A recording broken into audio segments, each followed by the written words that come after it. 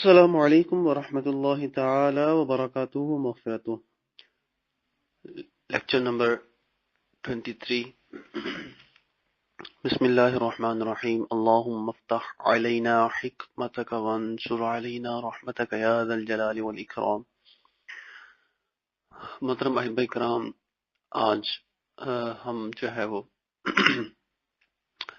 سبق نمبر 13 اور 14 تشدید اور نون ساکن اور تنوین کے قواعد پڑھیں گے۔ سب سے پہلے تشدید کی طرف آتے ہیں کہ تشدید کسے کہتے ہیں۔ سائٹڈ پرسنز کے لیے تو یہ کہا جائے گا کہ 3 دندانے شد کے ہوتے ہیں، اسے شد بھی کہتے ہیں، تشدید بھی کہتے ہیں۔ تو 3 دندانے یہ جو رکھتی ہے وہ شد کہلاتی ہے، اور بریل کے اندر .6 اگر آ جائے تو یہ شد کا نشان ہے۔ .6 ہمیشہ یعنی شد ہمیشہ بریل کے اندر جس حرف پر شد ڈالنی مقصود ہو اس حرف سے پہلے .6 ڈالا جائے گا۔ مطلب یہ ہے کہ جس حرف کو شد کے ساتھ پڑھنا ہے اس حرف سے پہلے شد آئے گی، پھر حرف آئے گا، اور پھر اس کے بعد جو حرکت جس حرکت کے ساتھ اس کو پڑھنا ہے وہ آئے گی۔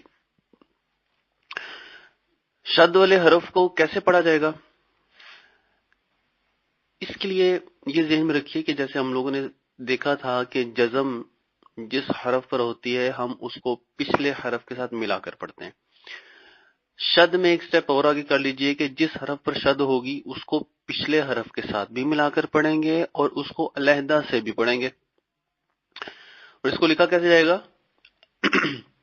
مثال کے طور پہ ہم نے لکھنا ہے اتا، تو ہم لکھیں گے حمزہ زبر شد تا زبر ات تا، حمزہ زبر تا ات، تا زبر تا ات تا۔ اس کو ہمیشہ جو ہے نا وہ جماؤں کے ساتھ پڑھیں گے، کیونکہ یہ 2 لفظ یہاں پہ جمع ہو رہتے ہیں، تو جب 2 حرف یہاں پہ جمع ہو رہے ہوں گے تو ان کو ثابت کرنے کے لیے کہ یہاں پہ شد ہے ہم اس کو جماؤں کے ساتھ پڑھیں گے۔ اور اگر شد والا حرف قلقلہ حروف قلقلہ میں سے ہو تو اس پر وقف بھی اسی انداز سے کیا جائے گا، جیسے تبت یدا ابی لہب و تب، اس کو اب ایسے نہیں پڑھیں گے، اب اس کو پڑھیں گے لہب و تب تب۔ اب یہاں پر بتایا جا رہا ہے کہ یہاں پر قلقلہ جو ہے وہ مشدد جو ہے وہ حروف قلقلہ میں سے ہے۔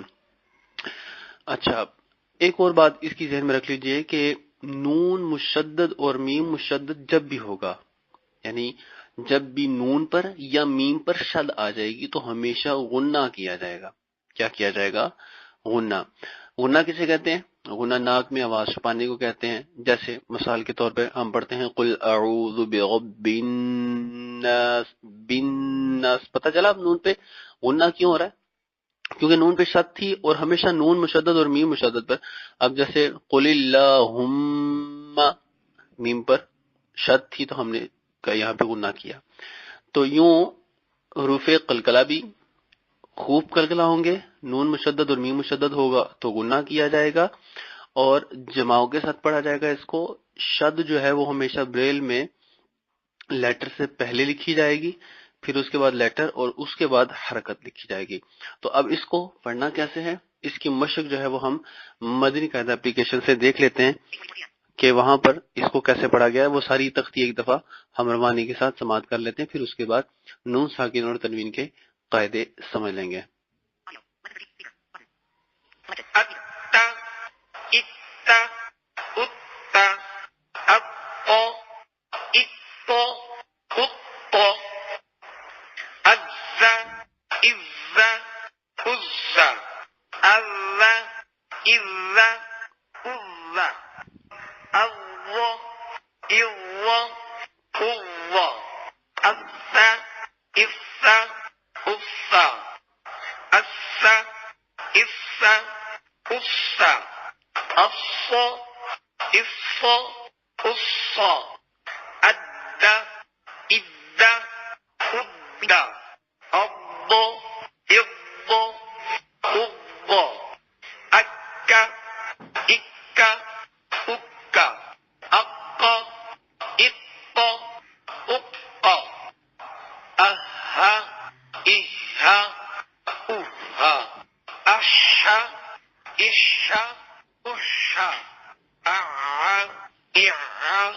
أخ إخ أخ أب إب أب أم إم أم أو إذ أو أف إف أف ألا إلا ألا أن إن أن أر إر أر أج إج أج أش إش أش أي إي أي ربي ربي ربه إن إنا إني منا مني ثم ولما حبب أحب والتين بالتقوى الثاقب سجاجا في الحج شح مسخرات صدق تصدى الدرجات من الدمع والذاكرين الرحمن نزل فسنيسره. تو اس طرح سامعین کرام ہم نے مشدد حروف کو دیکھا کہ جس حرف پر شد ہوتی ہے اسے مشدد کہتے ہیں، جس طرح جس حرف پر جزم تھی اس کو مجزوم یا ساکن کہتے تھے. تو مشدد حروف کی ہم لوگوں نے مشق بھی جو ہے وہ دیکھ لی. اب آئیے چلتے ہیں لیسن نمبر 14 کی طرف، جو کہ نون ساکن اور تنوین پر مشتمل ہے. نون ساکن اور تنوین یعنی دو زبر دو زیر دو پیش، اس کے 4 قاعدے ہیں، بڑے ہی آسان اور بہت ہی زیادہ استعمال ہونے والے. تنوین چونکہ نون ساکن بھی رکھتی ہے اس لیے دونوں کا ایک ہی حکم آ جاتا ہے. نون ساکن اور تنوین کے جو 4 قاعدے ہیں وہ اس انداز میں یاد کیجئے کہ اگر نون ساکن کے بعد حروف ہلکی، وہ جو ہم نے شروع میں یاد کیا تھا، حمزہ ہا عین حا غین خا، اگر تنوین کے بعد نون ساکن یا تنوین کہہ دوں دونوں ایک ہی بات ہے، تو نون ساکن یا تنوین کے بعد حروف ہلکی آ جائے تو یہاں پر اظہار حلقی ہوگا، یعنی غنہ نہیں کریں گے یہاں پہ. جیسے من انت، من ان، ٹھیک ہے. قل هو اللہ احد اللہ الصمد احد، یہاں پہ جب ملا کر پڑھیں گے تو ویسے تو یہاں پہ قاعدہ کچھ اور لگے گا جو کہ آگے چل کر ہم پڑھیں گے بھی. تو یہاں پر اس طرح کے کئی الفاظ جیسے ان الذین کفروا سواء علیہم، تو اب یہاں پر اظہار حلقی ہوگا جب بھی نون ساکن اور تنوین کے بعد حروف ہلکی میں سے کوئی آ جائے. اس کی بیشتر مثالیں ہم اگلے اسباق میں پڑھیں گے. دوسری، اگر نون ساکن یا تنوین کے بعد حروف یرملون میں سے کوئی آ جائے تو ادغام ہوگا. حروف یرملون یعنی کہ یہ رے میم لام واو نون یا را میم لام واو نون یرملون میں سے کوئی حرف آ جائے تو ادغام ہوگا. ادغام کا مطلب داخل ہونا، وہ نون ساکن اور تنوین کی جو صفت غنہ ہے اس میں داخل ہو جائے گی. اب اس کے لیے یہ بھی ذہن میں رکھیے کہ جو میم نون واو یا حرف، 4 حرف جو ان میں سے ہیں جن کو منویون کہا جاتا ہے، جن کا مجموعہ، اگر نون ساکن تنوین کے بعد منویون آئے مطلب میم نون واو یا آ جائے تو ادغام غنے کے ساتھ ہوگا، اور لام را آ جائے تو ادغام بغیر غنے کے. مطلب یہ تھا کہ حروف یرملون میں سے 4 حرف آ جائیں گے تو غنے کے ساتھ ادغام کیا جائے گا، 2 حرف آ جائیں تو بغیر غنے کے ادغام کیا جائے گا. اب مثال کے طور پر من ربک، نون ساکن کے بعد را آ گیا تو یہاں پہ اب غنہ نہیں ہوگا، ادغام اس کو کہیں گے. یہاں پہ ادغام ہوا کیونکہ نون ساکن کو بھی نہیں پڑا. پھر اس کے بعد من یقول، نون ساکن کے بعد یا آ گئی تو اس کو بھی ادغام کہیں گے، مگر یہاں پہ غننے کے ساتھ ادغام کیا جائے گا. ٹھیک ہے جی. اظہار حلقی ادغام یرملون. تیسری بات، اگر نون ساکن اور تنوین کے بعد حرف با آ جائے، با، تو یہاں پر اقلاب ہوگا، یعنی نون ساکن اور تنوین کی آواز کو میم سے بدل کر پڑھا جائے گا. ہم عمومی طور پر کہتے ہیں نا کہ کنبا لفظ استعمال کرتے ہیں اردو میں، کاف نون بے الف، اور اس طرح کے بہت سارے لفظ جو ہے وہ آپ کو اردو میں مل جائیں گے جس میں نون ساکن ہے اس کے بعد با ہے، ہم اس کو میم پڑھتے ہیں. جیسے عربی میں پڑھیں تو اقرار باللسان، اقرار باللسان تھا، مگر یہاں پر اقرار پڑھا جائے گا کیونکہ نون ساکن اور تنوین کے بعد یہاں پر با آ گیا، تو یہاں پہ میم سے اس کی آواز بدل دیں گے، اور اس بدلنے کو ہم اقلاب کہیں گے. بہت ساری مثالیں آپ کو اس طرح کی قرآن پاک میں بے شمار مقامات پر نظر آئیں گی، اور آگے بھی ہم پڑھیں گے.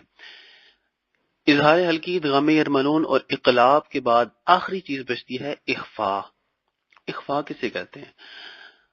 اخفا کہتے ہیں کہ اگر نون ساکن اور تنوین کے بعد حروف حلقی، حروف یرملون، با، ان حروف کے علاوہ کوئی حرف آ جائے تو یہاں پہ اخفا ہوگا، یعنی اس میں نون ساکن اور تنوین میں غنہ کیا جائے گا اور ناک میں واس چھپائی جائے گی.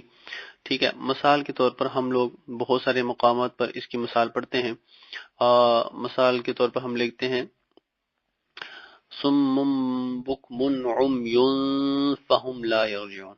اب یہاں پہ غنے کون کون سے ہوتے ہیں؟ سب سے پہلے دیکھتے ہیں صم بکم عمی فہم.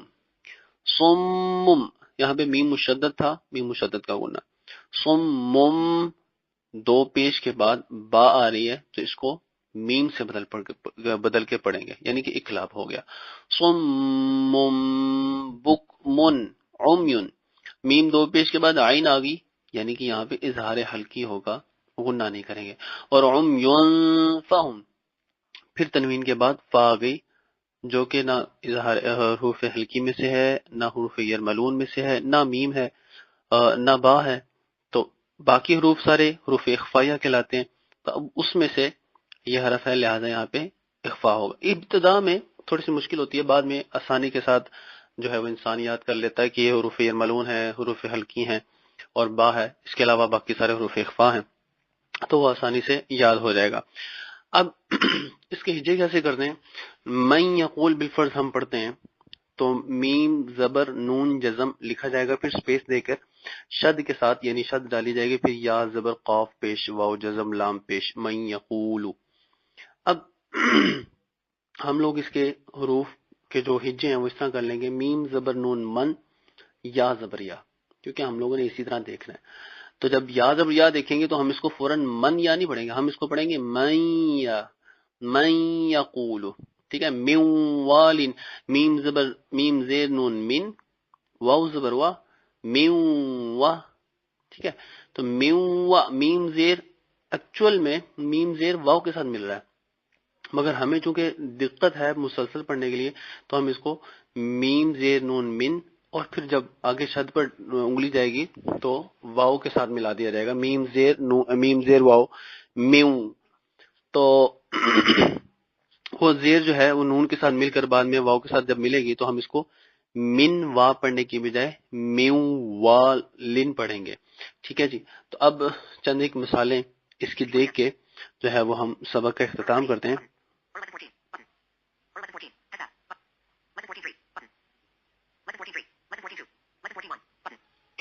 من يقول من ورق الجنة من يوم من ولي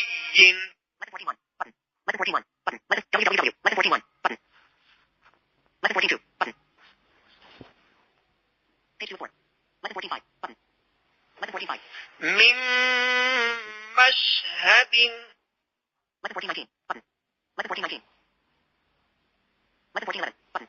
من لدنه. تو سامعین کرام یہ چند مثالیں آپ کو سنائی صرف میں نے اگزامپل کے لیے کہ نون ساکن کے بعد یا آ رہی ہے، حروف یرملون آ رہے، تو یہاں پہ ادغام یرملون کیا جا رہا ہے۔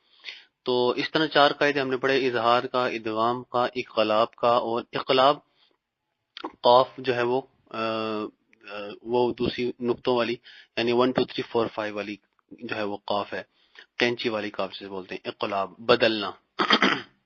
اقلاب اور اخفا ہم نے پڑھا، تو انشاءاللہ اگلے اسباق کے اندر ہم اس کی مزید جو ہے وہ اگزامپل پڑھ کے اس کو اچھے طریقے سے سمجھیں گے، اور ان قواعد کو بار بار دہرائیں گے تاکہ یہ قواعد ہمیں یاد رہ جائیں۔